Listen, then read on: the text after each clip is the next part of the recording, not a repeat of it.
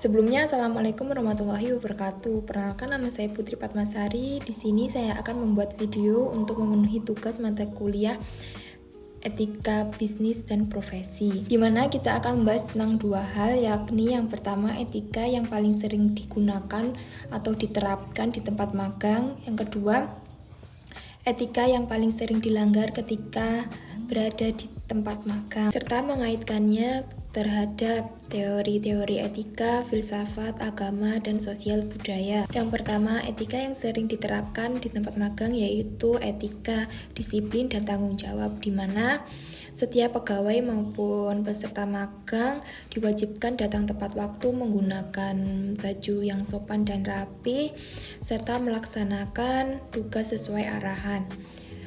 Di sini disiplin menjadi bentuk penghormatan terhadap waktu, aturan, dan tanggung jawab pekerjaan. Hal ini mencerminkan etika deontologis menurut Immanuel Kant, di mana bahwa tindakan tersebut dinilai baik bukan karena hasilnya, mengenai karena niat dan kewajiban moral di balik tindakan tersebut. Dengan kata lain, datang tepat waktu dan bekerja dengan sungguh-sungguh merupakan bentuk tanggung jawab moral terhadap diri sendiri dan perusahaan atau tempat magang tersebut. Selain itu, etika disiplin juga sejalan dengan pandangan filsafat timur dan nilai budaya Indonesia, di mana yang menekankan bahwa gotong royong, saling menghormati, dan tanggung jawab sosial. Dalam konteks agama, sikap disiplin dan kerja keras juga dianggap sebagai bentuk ibadah, di mana karena menunjukkan kejujuran dan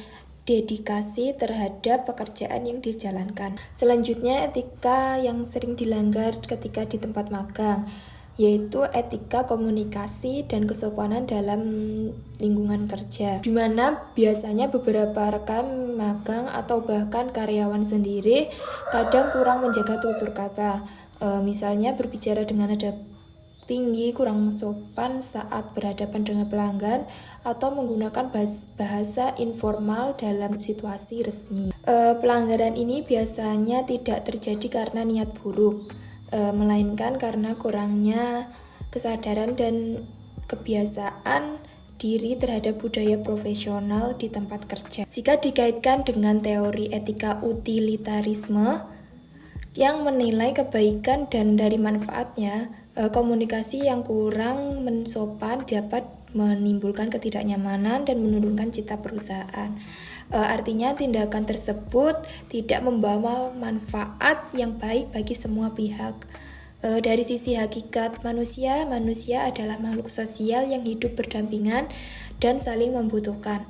Maka kemampuan berkomunikasi dengan etika adalah wujud dari kesadaran sosial dan empati terhadap orang lain. Dari segi filsafat moral, pelanggaran etika komunikasi menunjukkan bahwa pengendalian diri masih menjadi tantangan utama dalam dunia kerja modern. Sedangkan dari sudut pandang agama dan budaya, tutur kata yang sopan mencerminkan akhlak mulia serta nilai kesantunan yang menjadi ciri khas masyarakat Indonesia. Oleh karena itu, menjaga etika berbicara dan bersikap dengan sopan merupakan hal yang sangat penting untuk menciptakan suasana kerja yang harmonis. Sebagai penutup, dapat saya simpulkan bahwa penerapan etika di tempat magang bukan hanya sekedar mengikuti aturan, tapi juga mencerminkan nilai moral, budaya, dan kemanusiaan. Disiplin dan sopan santun merupakan dua hal yang sederhana namun sangat bermakna dalam membentuk karakter profesional yang beretika dan bertanggung jawab. Demikian penjelasan dari saya mengenai etika yang paling sering digunakan atau diterapkan di tempat magang dan juga etika yang paling sering dilanggar ketika di tempat magang. Semoga penjelasan ini dapat menjadi pembelajaran untuk kita bersama agar kita semua semakin memahami pentingnya etika dalam dunia kerja profesional. Terima kasih. Wassalamualaikum warahmatullahi wabarakatuh.